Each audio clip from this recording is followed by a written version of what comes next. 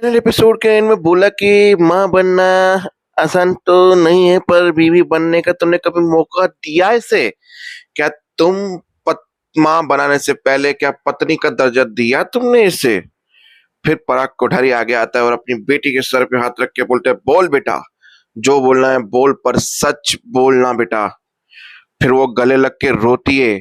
मतलब पराग समझ गया कि गलती गौतम की है और गौतम ने वहां पे चालाकी खेली।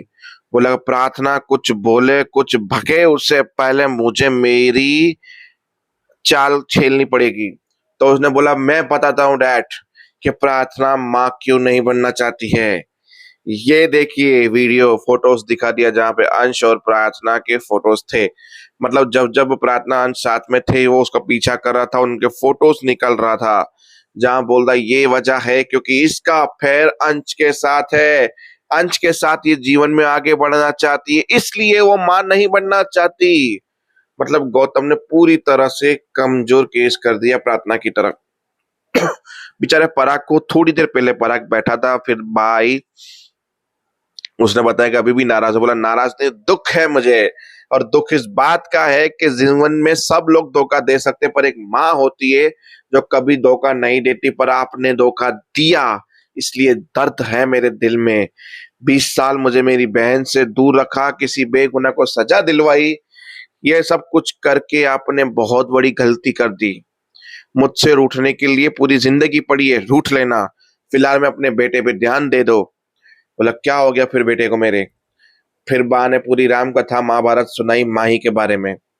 बोला मैं इतने दिन क्या दूर गया, मेरे घर में ये सब कुछ हो गया। बोला अब आर्यन ने जिद पकड़ ली है कि मैं करूंगी शादी तो माही के साथ करूंगा, मतलब ऐसा जिद पकड़ ली है। और राही उस शादी के खिलाफ है। ये बात अच्छी है क्योंकि राही को हम कंट्रोल कर सकते हैं, माही को कंट्रोल नहीं कर सकते। राही तो फिर भी उसने कहा कि वो तो कपाड़िया का नाम जुड़ा हुआ है उसके साथ, माही की तरह बाप का आता है ना उसकी माँ का आता पता है। एक डोली वहां से आई आई, अब दूसरी डोली वहां से कभी भी नहीं आएगी। आप चिंता मत करो, मैं आर्यन का सब सम चिंता है मुझे, इसलिए तो ये बोल रही हूँ क्योंकि ख्याति आर्यन का सपोर्ट कर रही है। अब अच्छे बुरे के लिए नहीं कर रही है, वो उसके दिल में जगह बनाने के लिए सपोर्ट कर रही है, और इससे बड़ा मौका उसको नहीं मिल सकता, इसलिए वो उसे सपोर्ट कर रही है। और साथ में प्रेम भी सपोर्ट कर रहा है, प्रेम भी आर्यन के साथ है और ख्याति भी आर्यन के साथ है। एक राही है जो हमारे साथ है, बाकी घर वाले प्रेम के पीछे चले भी जाएंगे, इसलिए रोको कुछ करो। अब वो करे उससे पहले गौतम नीचे आ गया। अब गौतम ने भी रात को बैठ के देखा कि घर रूम से बाहर बात निकल गई है। अब मुझे ही कुछ करना पड़ेगा। चाकू लिया और अपनी यहाँ से कट लगा दिए ताकि बाहर जाके बेचारा बन सके कि मुझे प्रार्थना मारती है। फिर बोला पता नहीं कहाँ चली गई बताए बिना। फिर बोला कि पराग ने बोला कि कुछ हुआ था? बोला नहीं हुआ कुछ भी। फिर ये लोग पुलिस के पास जाए उससे पहले गौतम ने बोला रुकिए, मैं आपको सच बता देता हूँ। मेरे मम्मी पापा को मैं दादा दादी बनाना चाहता था, मैं बाप बनना चाहता था, बस यही बात पे बहस छिड़ी है। पर आजकल प्रार्थना की पता नहीं कहाँ दिमाग चलता है, क्या चलता है। मुझे कभी कभी ऐसा लगता है, बुरा मत मानना पापा, कि मुझे ऐसा लगता है उसके प्रार्थना के ऊपर उसकी माँ की बीमारी अंदर आई है। वो अजीब बिहेव करती है, पागल बन जाए। उस दिन पता है सर पे चोट लगी, टेबल गिरने से नहीं लगी थी, उसने अपना सर दीवार में फोड़ दिया था। और ये देखिए मुझे कैसे मारा है, निचोड़ा है। मैं नहीं चाहता था कि बात बाहर निकले, पर अचानक वो कहाँ चली गई, इसके लिए मुझे ये सारी बातें बाहर निकालनी पड़ रही है। प्रेम ने उसे धोया पूरी तरह से, सब लोग उसको छुड़ाने लगे। बोला मत बोलना मेरी माँ के खिलाफ। मैं बताया कि तुम सुन के इतना गुस्सा आ रहा था, सोचो मैं तो महसूस कर रहा हूँ मेरी बीवी के बारे में। लंबे ज्ञान के बाद आर्यन ने बीच में बोला कि भाई ये बातें हम बाद में कर सकते हैं, पहले दीदी को ढूंढे। ये सब कुछ महाभारत रामायण ने सुनाई। फिर राही बीच में बोली कि देखो भाई मुझे लगता है कि ये आदमी गलत बोल रहा है, ये आदमी बिल्कुल सही नहीं है। प्रेम ने भी बोला ये भी सही नहीं है। फिर राही ने सारी स्टोरी बताई कि वो मेरे सामने रोई थी, मेरे को बताया था, सब कुछ किया था, पर उसकी हिम्मत नहीं हो रही थी आपके सामने बोलने की, ये वो पूरी तरह से गौतम के ऊपर सब कुछ डाल दिया। और फिर पराग को भी थोड़ी सी राही की बात पे यकीन आया, तो उसने बोला गौतम जी हमने आपको जमाई बोला था पर माना बेटा है, बेटा मान के पूरी कंपनी में चलाने के लिए दी है आपको हमने। देखो सच गलत प्रार्थना के आने के बाद पता चलेगा, पर याद रखना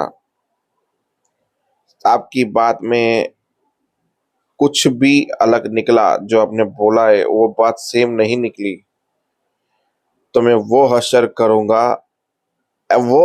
करूंगा जो आप कभी सोच नहीं पाएंगे ना दुनिया सोच पाएगी कि एक ससुर जमाई का वो असर भी कर सकता है। बोला डैड आपसे तो ये उम्मीद नहीं थी।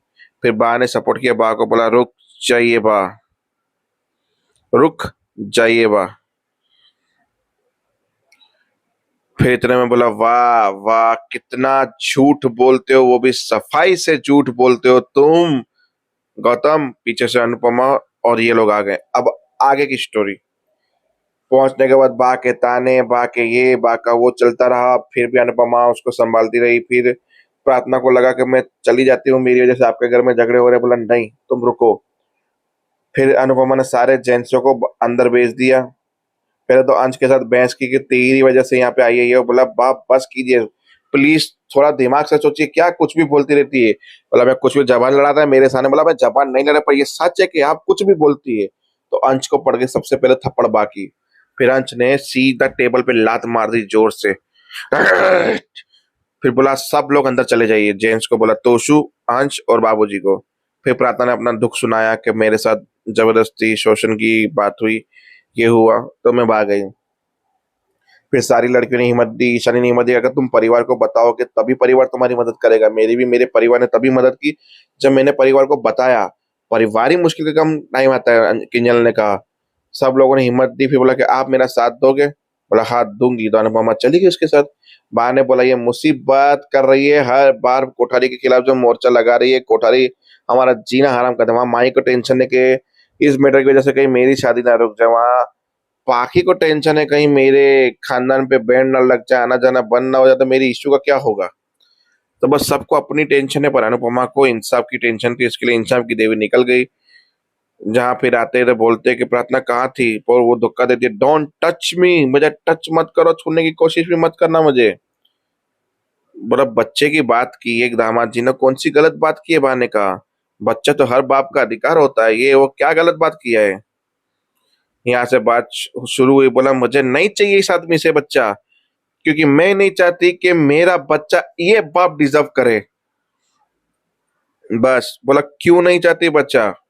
फिर वो राई के गले बैठ के रोई। अनुपमा और राई उसको संभाल रहे थे। गौतम को लगा कि बात बिगड़ने वाली है, पर एपिसोड भी इसी चीज पे खत्म हुआ। कल वापस से प्रार्थना का तमाशा शुरू होगा, तो देखते रहिए। तब तक के लिए